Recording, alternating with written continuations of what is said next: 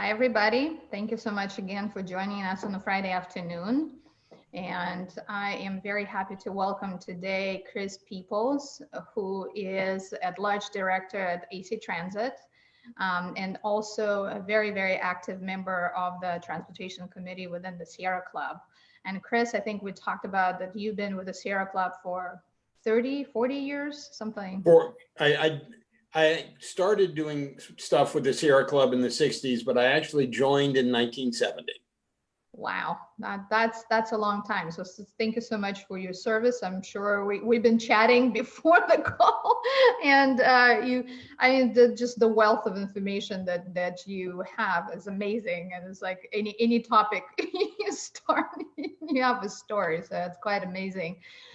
So Chris is also an attorney, and we talked about that a little bit. So there are a lot of crazy stories, which some of them we probably will mention, some probably that are left unsaid on air, at least. But I know that you're also doing a lot of work at AC Transit, especially on making sure that it's available to everybody, that also we are moving our fleet into a more sustainable operation. So I know that you played a very crucial role in those initiatives. So, but before that, we go there, to work. I know that you were born and raised in France. Is that correct?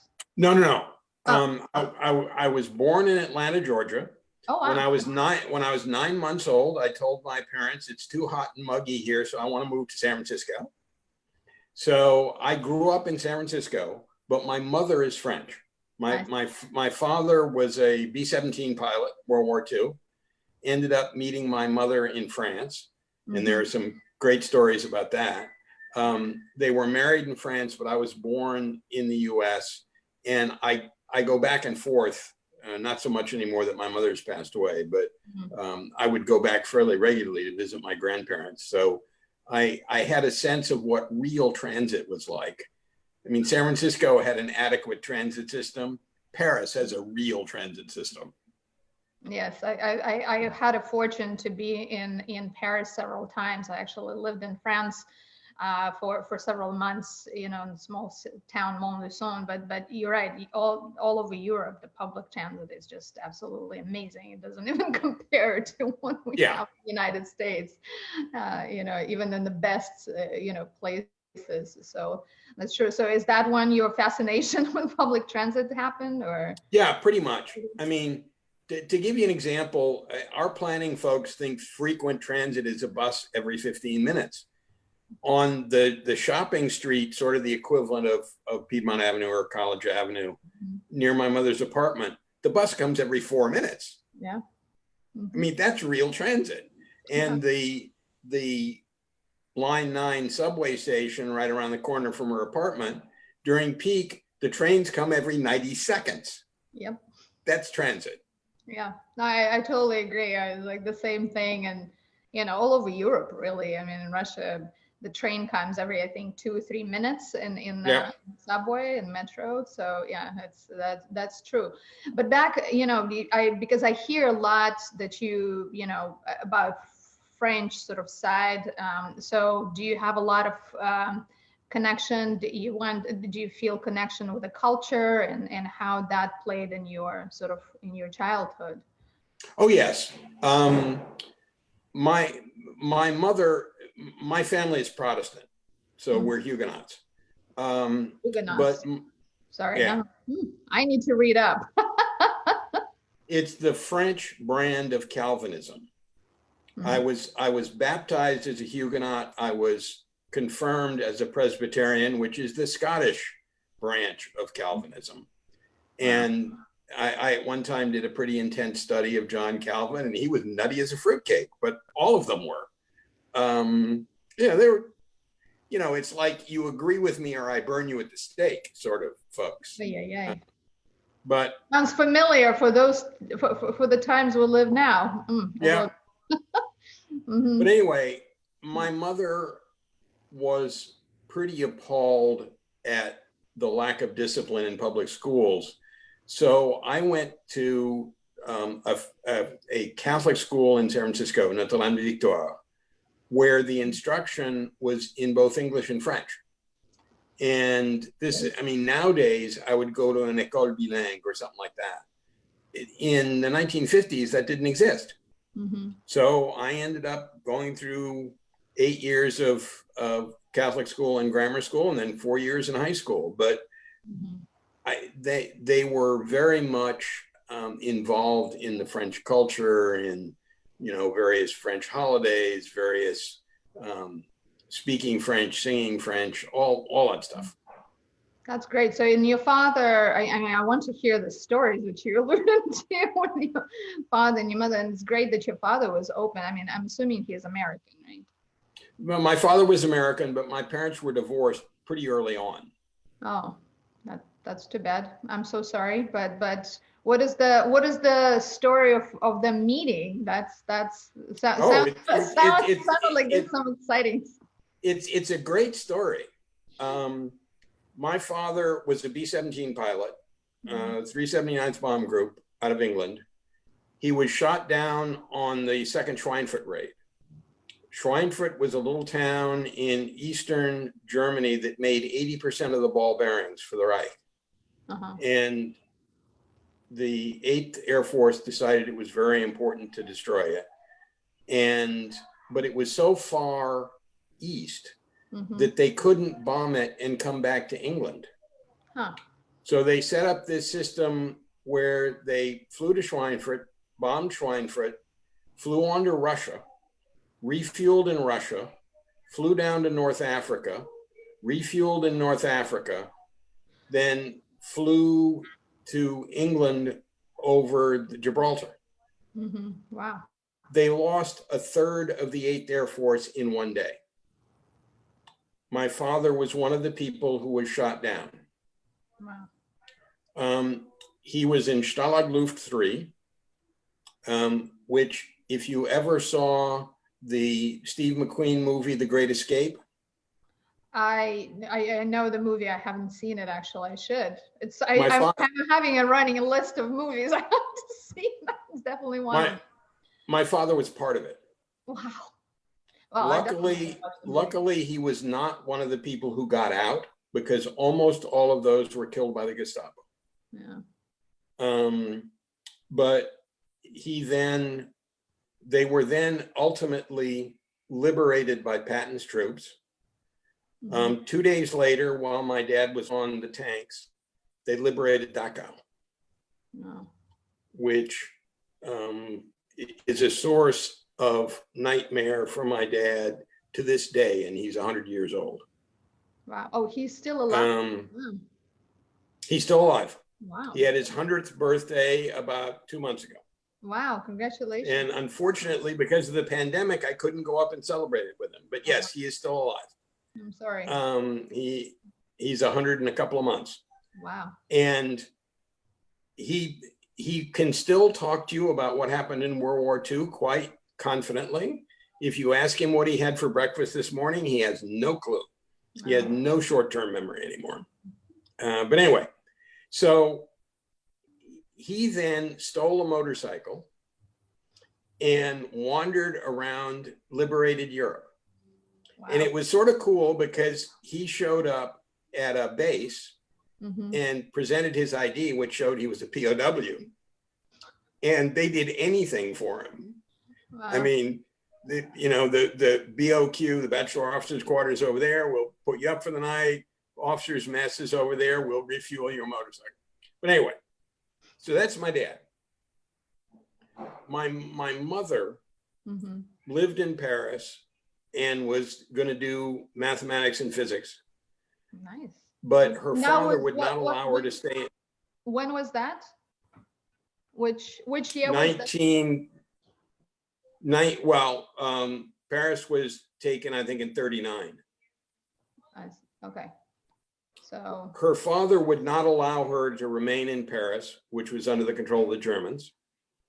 So she went to Lyon and went to the Grande École de Lyon de Chimie Industrielle. So she was an industrial chemistry graduate student during the day. She designed bombs for the resistance at night. Wow.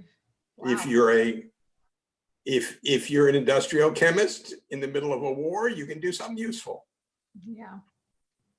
So Wow. once Paris was liberated, all the blue-haired ladies in the USO and the Red Cross said, oh my God, our boys are going to be in Paris. Paris has nightclubs with naked women. We can't have that. So they set up something called Rainbow Corner. Rainbow Corner is quite famous in the history of Paris.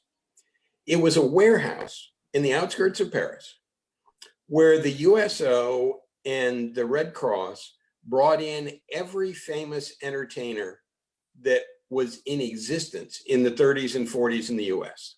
Wow. Glenn Miller, everybody, right? Because you get a chance for the US government to fly you to Paris and put you up in Paris. Why not? Well, after my mother passed away, I was going through her papers, and there was a letter from the general of the Red Cross congratulating her on being the volunteer with the most volunteer hours at Rainbow Corner and telling her that Rainbow Corner was going to shut down.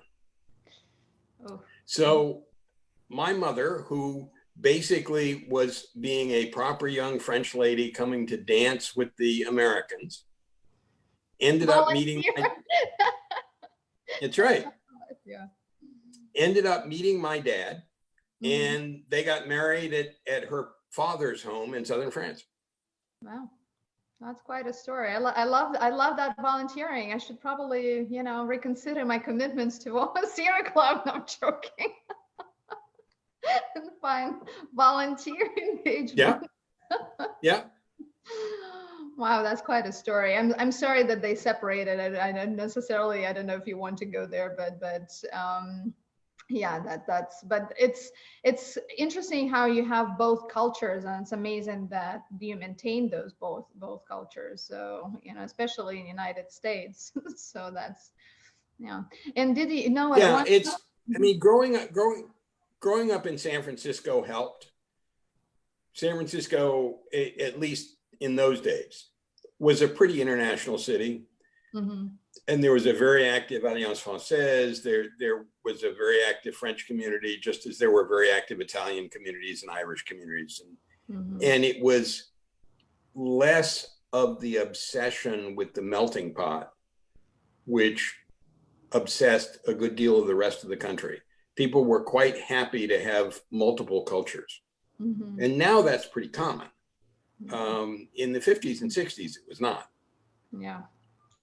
Well, it's interesting. Actually, I heard, not my sort of thinking, not my sort of original thought, but this whole contemplation about the melting pot versus the different cultures, and why don't we just embrace different cultures and appreciate them and learn from each other, and so makes our diversity so rainbowy and so rich and so interesting. So yeah, that's great. And well, you really see that in the fight over English only. I mean, there's somehow a myth among Americans that learning a different language is really difficult. No, it's no. My cousins in France all speak at least 5 languages. All of them speak English fluently. All of them obviously speak French. All of them speak German. Because for a while, my uncle worked in Italy, all of them speak Italian. And part of their heritage is Swedish. So all of them speak Swedish. Wow. It's so long as you teach people different languages when they're quite small, it's very easy. And in America, we find that impossibly difficult. Yeah, well, and it's true. I think that there's so much research that if children learn from early on, from childhood, it's almost effortless, and they can go from language to language and not get confused, because a lot of times I started learning French and Spanish when I was in my teenage years, and I have to say it became sort of like, oh my God, is it French or is it Spanish? So sometimes brain, and maybe my brain works that way, but it's a challenge. You have to, and even though, with English, for example, I started when I was 8 years old, which is still late, and we didn't have full immersion. We had only, I went to a special English school, which meant that we had English 4 times a week as a class versus 1 or 2 times at the regular school.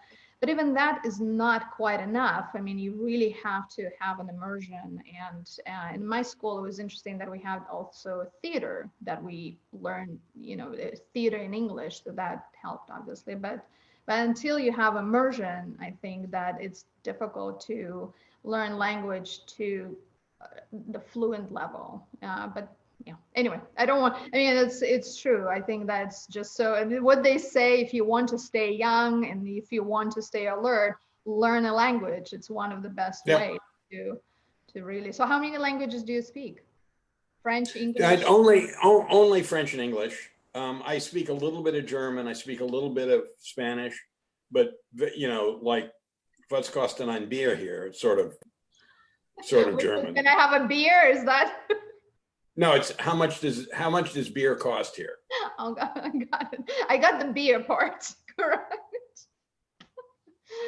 Yeah, no, I have to say, I miss speaking French a little bit, which my French is not, fluent at all, but it's a beautiful language. So, I mean, for a while, when I had cable, for a while, I used to listen to Antenne 2 all the time, which is a Parisian news program. And that was very good for me because it was very Parisian. So they spoke very fast and they used pretty sophisticated vocabulary. Mm-hmm. And that pretty much kept my ear up. And I don't do that anymore. And I don't subscribe to any French magazines. And I really should to keep my vocabulary up. Well, and also now it's probably also interesting to get the news from all over the world, just because so much is going on, and now is the time that at least in my lifetime now that when everybody's sort of dealing with very, very similar issues. So yeah, I don't think I can keep up, but you can listen and tell me what's going on. Well, I watch Deutsche Welle quite regularly when I'm in dialysis. One of the cable channels they've got has got Deutsche Welle in English. And I watch Deutsche Welle, and I watch France 24, which is also in English. But you get different perspectives on the news. Absolutely. I also watch RT, but RT is pretty propagandistic. It's fun to watch. But I take it with a very large grain of salt.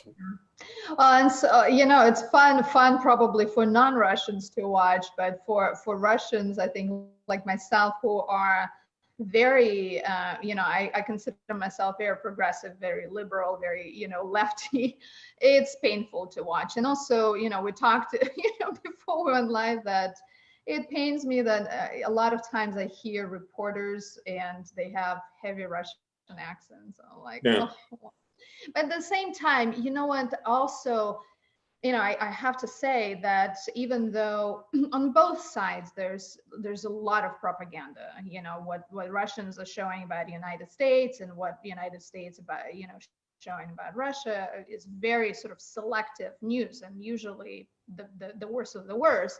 But at the same time, there's so many amazing progressive people in Russia who are absolutely, have progressive views on inclusion, diversity, equality, equity, and on climate change and sustainability. So that very much, brings me happiness.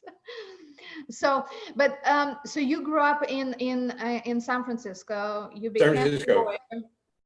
How did you sort of go from French school, from Catholic school to being a lawyer? Was it something that it was expected, or? Yeah, well, yes, it was expected. My dad did not finish law school, and my great grandfather thought that my grandfather was too nice a guy to be a lawyer. Mm-hmm. And therefore he became an insurance broker. Oh, But wow. when my great grandfather passed away, Mm-hmm. the obituary in the Atlanta paper said that every volume of Georgia Reports, since it was first printed in the 1820s, Mm-hmm. had either Mr. Peeples or his ancestors as a lawyer or a judge in every single volume. Wow. So my family on my father's side was very much lawyers, and it was something that I knew I wanted to do from the time I was in grammar school. Mm-hmm. Wow, that's actually fascinating, because a lot of people are struggling with what they want to do in life. Was there any particular branch of law that you wanted to practice? Well, what I was really interested in was labor law. Mm-hmm. And unfortunately, I couldn't get a job with a labor side firm, and I wasn't willing to work for a management side firm. So I ended up doing complex business litigation. Wow. I started out doing antitrust litigation, and when Reagan started appointing judges who didn't believe that trusts were a problem, I switched to all kinds of business litigation. Wow. I should consult with you at some point. No. I no longer have an active license, so you can't do that. It would be illegal for me to give legal advice. Never mind, scratch that. Nothing illegal. But why labor law? I mean, were you involved, or were your parents involved with labor unions, or what is the passion? I'm a Teamster. I'm a Teamster on a withdrawal card, but I'm an odd Teamster because my local was brewers, maltsters, and yeast workers, local 893. Mm-hmm. So I worked my way through college and law school as a union brewer. Oh, wow. Brewer. Wow. And this is not your brew pub. This is million barrel a year breweries. Wow. This is Hams and Bergie and Lucky Lager, none of which exist anymore. Mm-hmm. But great big breweries and industrial.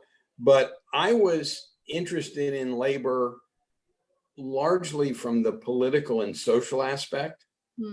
I think the way that society advances is by having working people advance, and the way that working people advance is by doing collective action. And that's not that labor unions are perfect. That's not that they are not sometimes corrupt and sexist and racist and God knows what else, but they're the best chance that working people have. And the obscene income inequality that we have now is, I think, largely the result of society in general and the Reagan administration in particular destroying the labor movement in this country.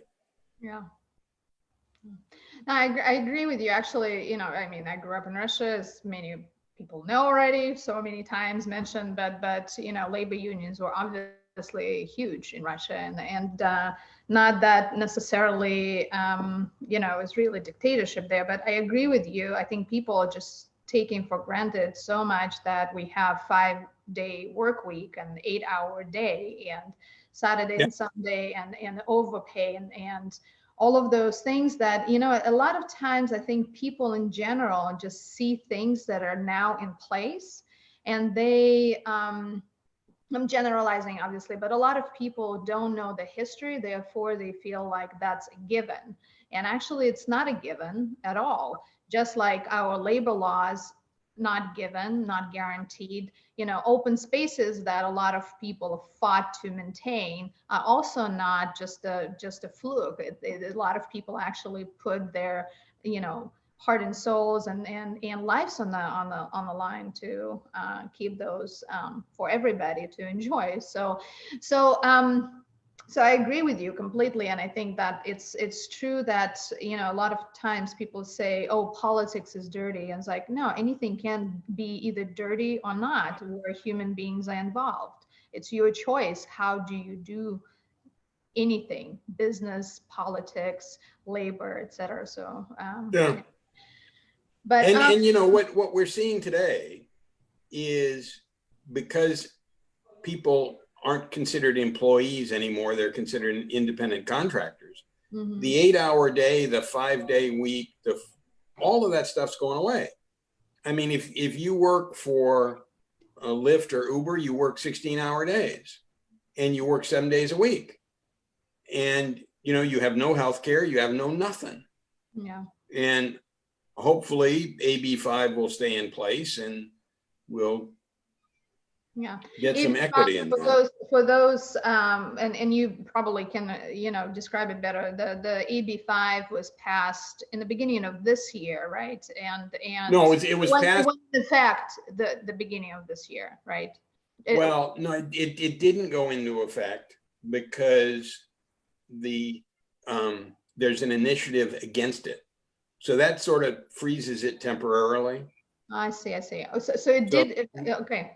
Yeah, you probably know better. I thought that it went into effect on January 1st, but then it paused. Is that correct? Right. That's pretty much it. Because the effective date of the legislation was January 1st. Mm-hmm. But because the initiative got filed, that delays a whole lot of stuff. I see. But to just mention for people who didn't maybe follow that law, it's AB5 that basically mandates to treat the independent contractors as, I mean, not as employees necessarily, but give them rights and privileges that a lot of employees have. I mean, Chris, you better probably position to talk about it. I mean, this comes from a Supreme Court case, California Supreme Court case, that set up a test that didn't set it up. It clarified the test for who is an employee, who is an independent contractor. Mm-hmm. And it sweeps in a lot of the new gig economy and makes it clear that those people really are employees. They have no real control over their pricing. They have no real control over how much they work, et cetera, et cetera. And so the legislature decided to clean that up, and huge fight between organized labor and the gig economy, and organized labor won.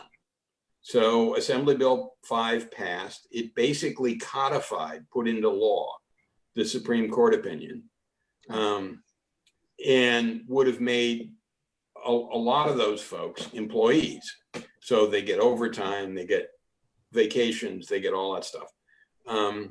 And the gig economy struck back, and you can, if you watch TV, you can see a very sophisticated TV campaign with, oh, I'm a student and I just drive for Grubhub every once in a while, and AB5 is going to destroy my life, yada, yada.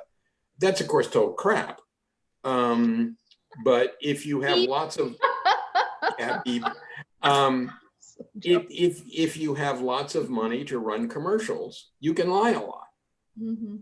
I'm sorry, I did a beep, but you know, actually, Linda, our chapter director, said I was watching your show with my children, and my son loved it, so that's why I was like, maybe I was going to say it's in the for adults, but hey, maybe a lot of it's actually one. I mean, she made me think that this interview series could be used to inspire children to, it's like, hey, we have a lot of heroes in the community, a lot of fascinating people, so I don't always have to aim to be a president. I can do X, Y, and Z and be an amazing leader within the community. So anyway, that's a side note. Well, I've watched pretty much all your programs thus far, and they are really good. And I think it is important. There are people who we run into fairly regularly, and sometimes we get pretty annoyed with, and sometimes not. And you discover through the interview that, oh my God, they have done remarkable things. No. They really have. And some of them, I mean, you've had some young people, but you've also had people like Arthur who've been around forever. And they've been at this for a very long time and with a great deal of consistency.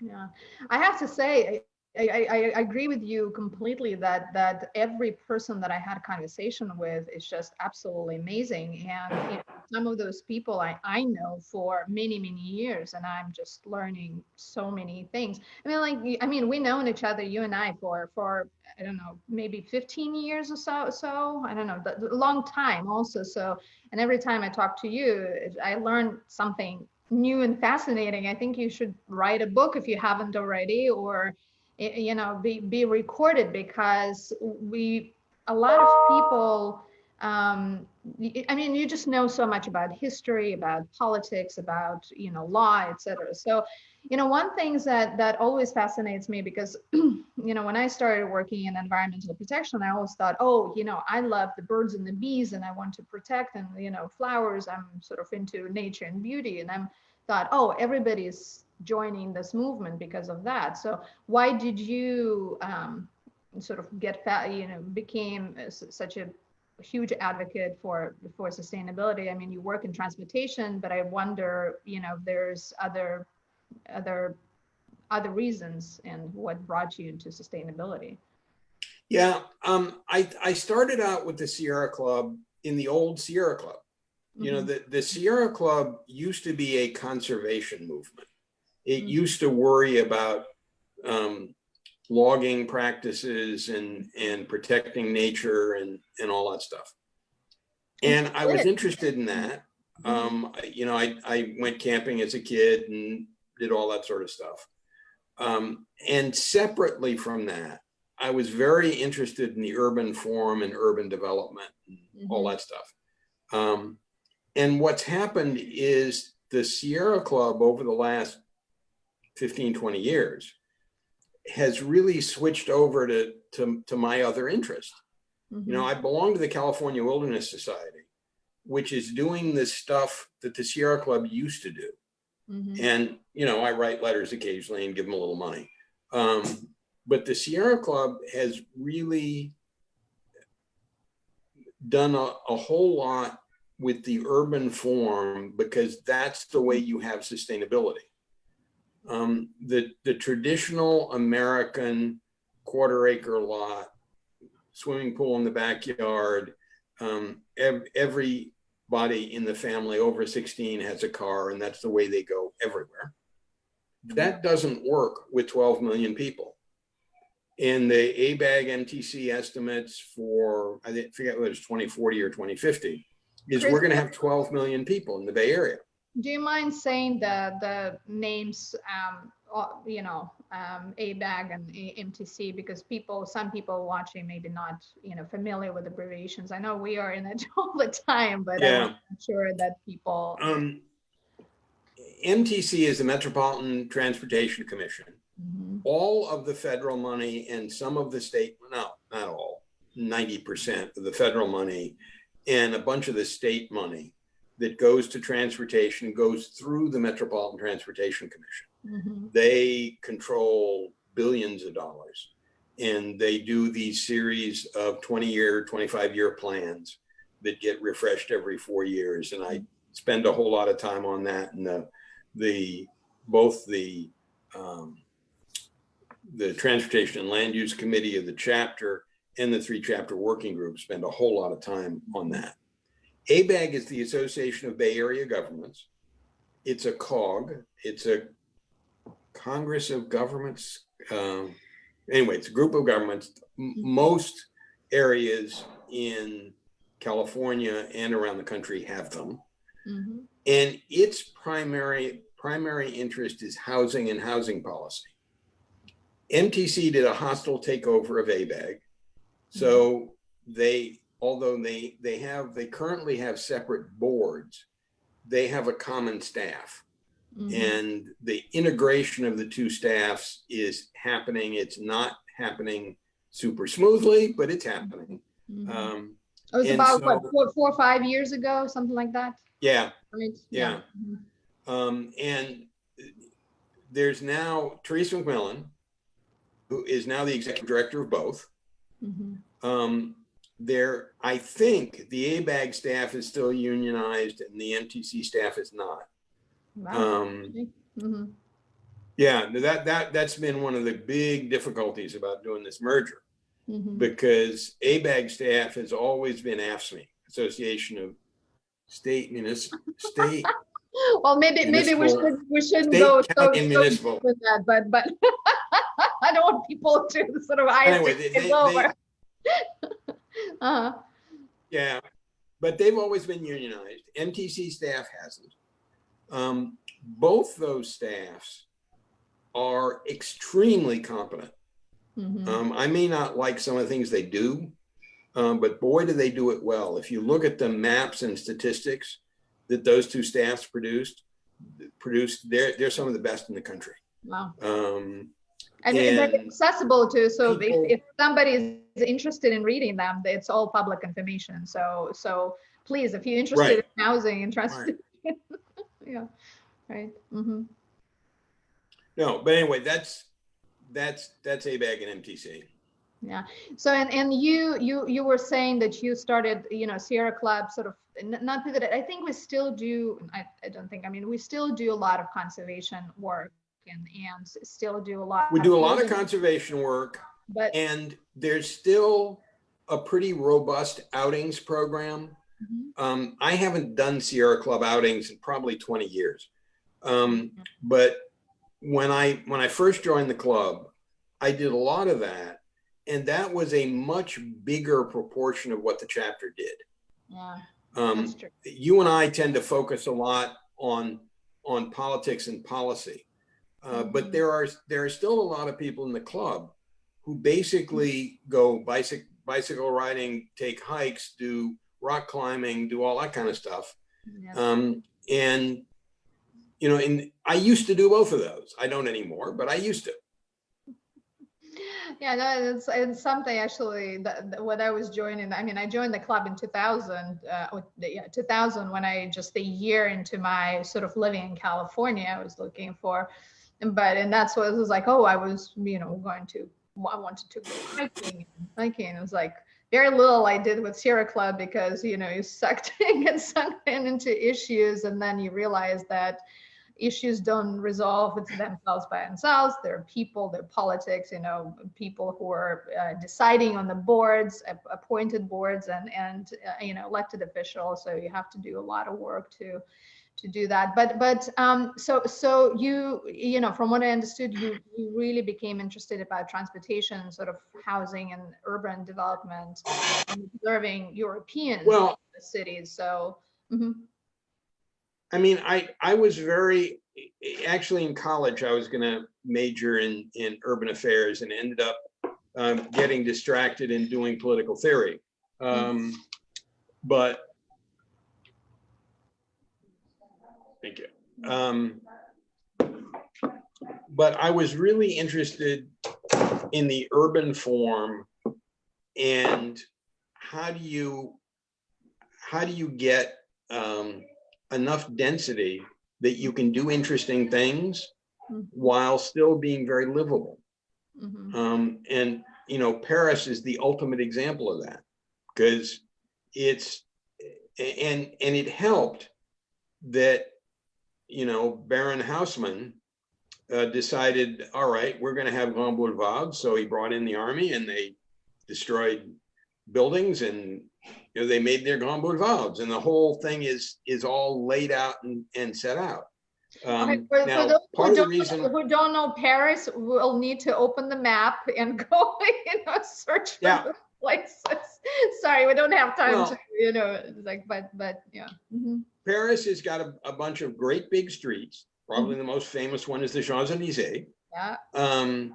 That are, I don't know, probably 10, 12 lanes wide. Yeah. And they all have really big sidewalks and lots of trees. I mean, one of the rules in sidewalks in Parisian means it's I don't know how many, at least 30 feet, 40 feet, something like that. Oh, 40, 50 feet, sometimes 100 feet. Yeah. So it's pretty wide. The rule of thumb in Paris Mhm. is that the sidewalks are supposed to be as wide as the street. Wow, I didn't know that. Yeah, that's That's one a of great. Haussmann's rules. But the reason he got to do that is because Philippe Napoleon, or not Napoleon Bonaparte, Napoleon, the other Napoleon, was sick and tired of having all these guerrilla fights in Paris, where people would pop in and out of alleys and all that stuff. And he wanted to have streets that were wide enough that he could set up cannon at one end of it and wipe out anybody who was coming toward him. That's a noble cause. Yes, I mean, we think of it as urban beauty and all that stuff. No, that's not why it was there. It was there because Paris was always the center of revolution in France, and they wanted to be able to completely control it. But it ends up with a beautiful city, and because nothing can be taller than Notre Dame, it's quite dense, but nothing's taller than about 8 stories until you get out in the suburbs. Anyway, but to make that work, you have to have public transit. You can't have that kind of density and have everybody have a car. Now, it's not like there aren't any cars in Paris. It's a whole lot of them. And, you know, they've dug up a bunch of the big plazas and put multiple stories of parking underneath. That's I mean, it's expensive, hugely expensive, but it's obviously much better. But they do it. And you know, I've got a bunch of pictures because at all of the entrances to these things, and this goes back long before everything was computerized, there are electronic placards that tell you how many spaces there are in that particular parking facility. And so you don't end up driving around trying to find something. You know that there are 30 spaces down there. They have some of it here now too. Now everybody does that because you've got good computerized signage and you've got good things that sense when a car is in a space and all that stuff. But the first one of those I saw was in Geneva. In Geneva, the parking goes out under the lake. Wow. And so when you go and park, you're under about 30 feet of water. Oh boy. Well, it's like I'm rolling. I was like, fear, but it was like the same St. Petersburg. I don't know if you've been to St. Petersburg, but the escalators, I was like, when you start on the escalator, you cannot see that the end of the escalator down there. So it goes, so deep under all the water because St. Petersburg was built on the marsh, basically. So there are a lot of groundwater that so you have to go really deep. So, but that's sort of also in the bay, what I'm talking about, the bay, when you have the guard going under the bay also. So it's kind of daunting thought when you really sort of imagine that. I have a friend who worked for a company that used to be called Fluorocarbon before fluorocarbons had a bad name. And he designed he designed the seals for the segments of the BART tube under the bay. Wow. And he has never to this day ridden BART under the bay. That says something. Oy. Well, I mean, there's a whole different conversation about the Bay Bridge and everything that transpired with that. I'm like, oy, But, well, I mean, we keep for some reason, the US does not seem to be able to do large public projects anymore. I mean, if you look at the east span of the Bay Bridge, if you look at high-speed rail. Why is that? Why is that? I mean, it's like all developed countries are managing to do those projects. There's a lot of academic work on that, some of which I've actually read. And one of the answers is that we don't do enough of it. We do a tunneling project like some of the subway tunneling that's been done in LA. Mm-hmm. That's very tricky stuff because they're going through gas deposits and oil deposits and all that stuff. Mm-hmm. But we only do a few of those in the US. And so we don't build up a body of knowledge. The crosstown in London Mm-hmm. is being done. It's being done on budget, big budget, but it's being done on budget. Line number 1 in Paris, which went down and under a whole bunch of other subway lines, also came in on budget. Mm-hmm. But that's in part because in both of those countries, they are continuously building that kind of infrastructure. If it's not being done in London, it's being done in Bristol or Edinburgh or wherever. And so there are engineers and mechanics and, workers who have done this before, and we keep doing it for the first time over and over again. That's part of it. Why there's no cross-pollination? It's just right now it feels like it is becoming more and more international. So yeah, I'm wondering if it's pride or just not thinking that way. But it makes sense to me to learn from others who've done it before and not reinvent the wheel every time, and budget correctly to begin with. Well, part of it is American exceptionalism. Mm-hmm. We believe that we are different. That Mm-hmm. nobody else knows what we know, Mm-hmm. and that we can't learn from anybody else. You see this in spades and diamonds in the whole fight about single payer healthcare. Every other industrialized country in the world has it. There are various flavors of it, but it works. It works. I mean, I am most familiar with the French healthcare system. Mm-hmm. In all kinds of national measures, it is either the best or the second best healthcare system in the world. It costs half as much as the American system. Mm-hmm. In America, we spend about 17% of our GDP on healthcare. We spend about $8,000 per person per year. Mm-hmm. In France, they spend 9% of GDP, about $4,000 per person per year, and they get dramatically better results. Yep. Life expectancy after 60, maternal mortality, number of days off per year because of health problems, et cetera, et cetera. It just works better. But we can't seem to acknowledge that and do something about that. Mm-hmm. And the French system is a mixed system. Mm-hmm. It's got private insurance, Mm-hmm. but they're extremely well regulated. Yeah. And this.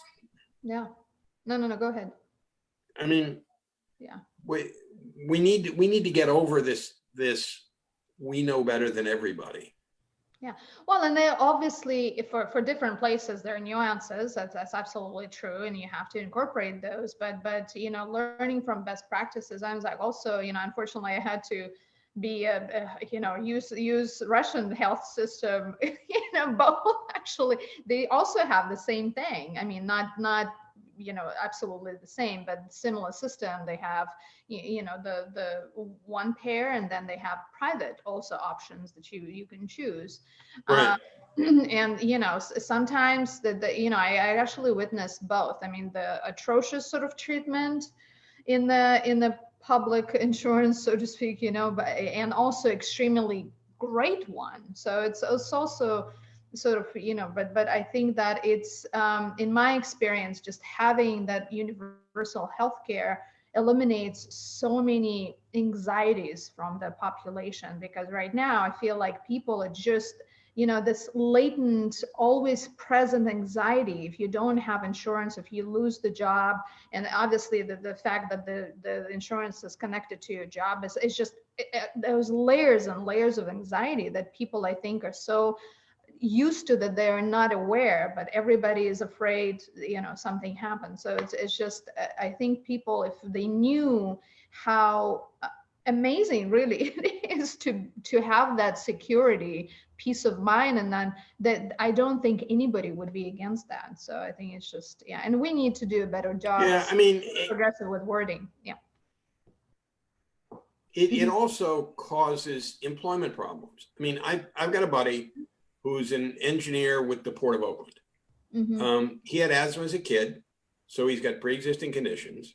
And he had a number of opportunities to go on to a more advanced job and a better job in the private sector. But he was so concerned about making sure he had health care, and that if he went to a job in the private sector and then, you know, switched to another job, he wouldn't be able to get insurance because of his because of his prior conditions. That he remained at a job. Good. I mean, it's a good job, and he's a good engineer. But he had, like I say, he had other opportunities and chose not to follow them. 100% because of concerns about insurance. Yeah. Also, you mentioned something in the Port of Oakland, and as I could just, my thought immediately went into air quality and how it, you know, affects the health conditions, et cetera. But, you know, something I would be totally remiss if we didn't. I mean, I was like, oh my God, the time is running out. But I want to really hear about your work at AC Transit on fuel buses, or, you know, in other initiatives that I think that you've really been driving forward for quite some time. So maybe you can mention that, you know, what are the exciting things that happening and sort of. Well, one of the really exciting things happened on Wednesday. We approved our roadmap for becoming 100% zero emission by 2040. We're 2040, but yes, it's 20 years. I mean, in agency life, it's not very long for sure. Buses last for 12 years. Yeah. So you don't flip a switch. We did some polling to see about if we did a $2 billion bond issue and made the switch right away. The poll was not very good. Yeah. You know, people are polled out, I have to say. People are polled out, and when you say, you know, this is going to raise your taxes, they don't do it. But anyway, my uncle, Dr. Robert T. Foley, who has now passed away, developed the modern fuel cell. Oh, wow. I saw my first fuel cell in 1960. I was spending my summer with my aunt and uncle, and he was a physical chemist at GE's plant in Schenectady. And they had the grant from NASA to develop the fuel cell for the Gemini project. Wow. So I went in to see his lab, and sitting on the table is this little thing and a couple of little rubber bladders about the size of volleyballs that fed into something, and it was driving a little propeller about the size of one on a bike messenger's beanie. That was, the fuel cell was developed in the 1800s in England. But so can you describe in really short, primitive terms what the fuel cell is? Okay. When you were a grammar school kid doing a science fair, somebody probably had an experiment where they took a beaker of water, a pot of water, stuck leads from a battery in it, and got bubbles off of both sides. One of those sets of bubbles was hydrogen. The other set was oxygen. Water is H2O. So what a fuel cell does is it does just the reverse. Sorry about the alarm. Yeah, I was going to say, do you have to evacuate or something? I was like, I don't want to. No. Occasionally, people out here go out a door they're not supposed to. I see. Okay. All right. So what a fuel cell does is exactly the opposite of that. You put energy into water, and it splits it into hydrogen and oxygen. You put hydrogen and oxygen together and create water, and you can take electricity out of it. Okay.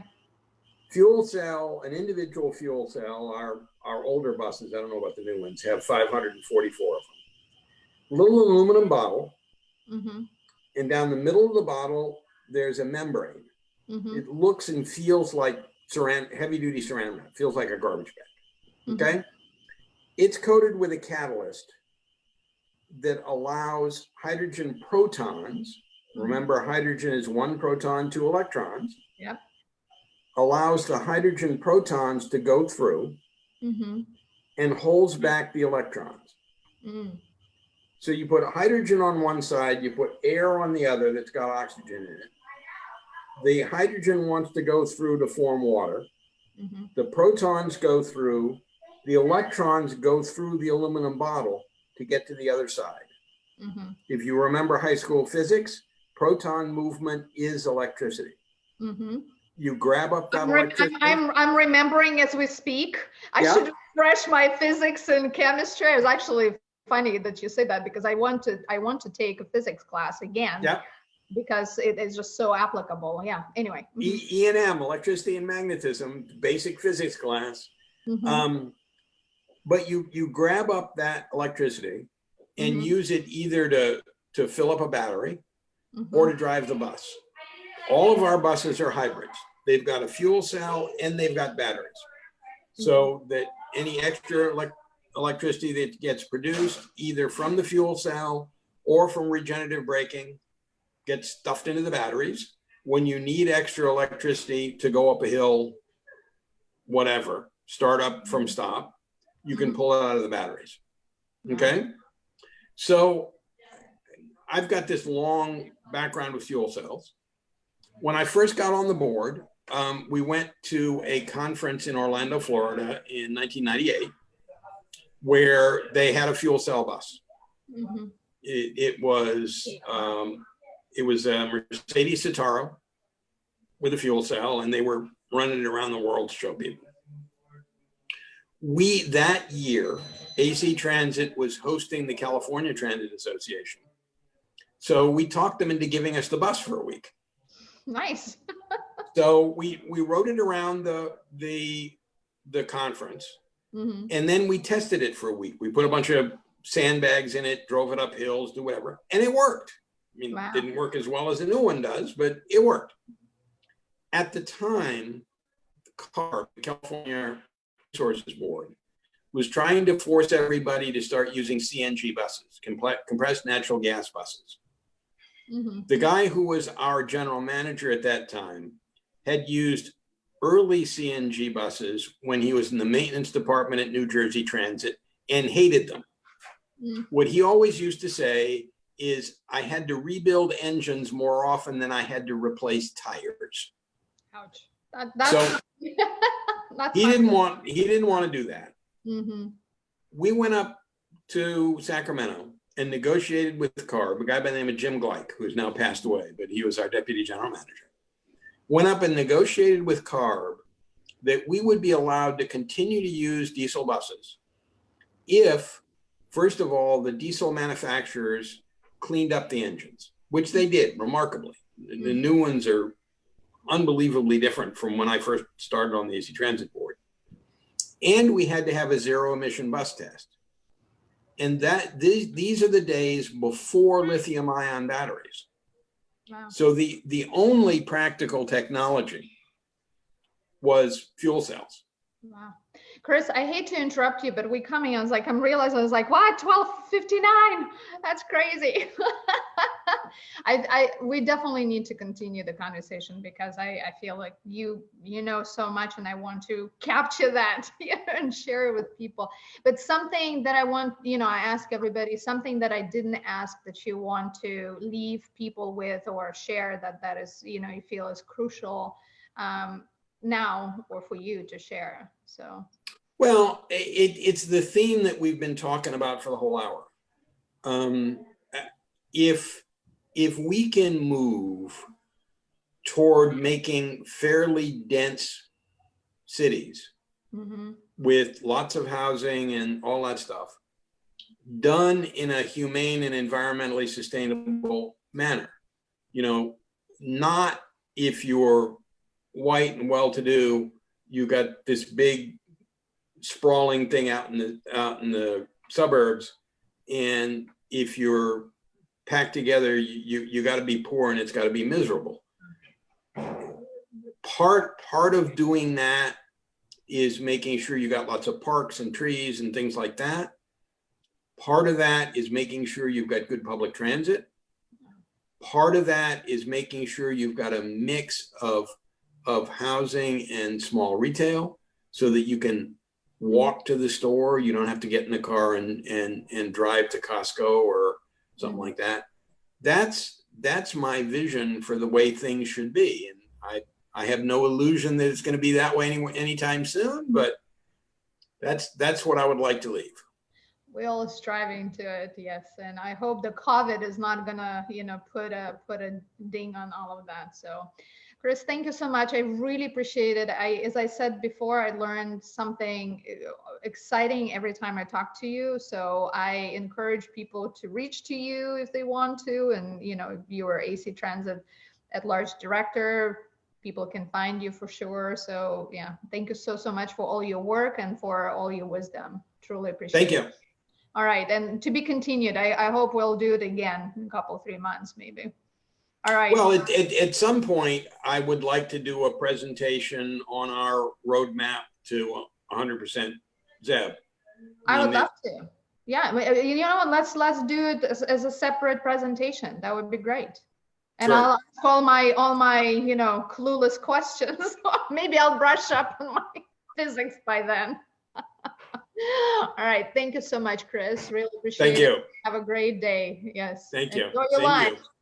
All right. Bye-bye. Bye. Bye, everybody. Thank you so much for tuning in and keep in touch. Thank you. Bye.